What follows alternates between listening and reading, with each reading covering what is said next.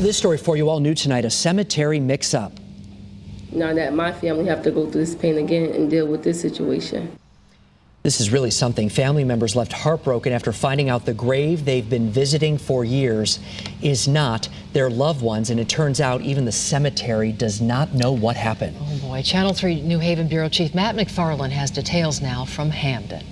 The family of Georgie Johnson says this news is just like losing him all over again. And it turns out it's not the first time Hamden Plains Cemetery has dealt with this. When I went out, I noticed that his stone was moved. And now there are 2 fresh mounds of dirt to go with it after the Hamden Plains Cemetery unearthed 2 vaults while trying to figure out just where Georgie Johnson is buried. I was hurt. I was like, oh my God, what happened? Why nobody didn't contact us? Last month, Michaela Frazier discovered her uncle's headstone was moved, and now they and the cemetery aren't sure where he's buried. The family says learning his final resting place is not the spot they've been coming to, brings back all the pain they felt 13 years ago after he accidentally shot himself. You speaking memories, thoughts, happiness, laughing, cracking up during Memorial Days, going to see him, and realize I'm talking to somebody else. Unfortunately, there have been problems here in the past. In 2008, then State Attorney General Richard Blumenthal sued the former cemetery operator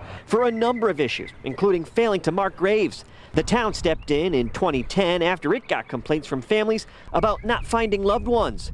U.S. Cemetery Services took over, saying it's been trying to clean up the lack of paperwork and the lousy record keeping it inherited. It tells us they've already unearthed 2 vaults, and Johnson wasn't there.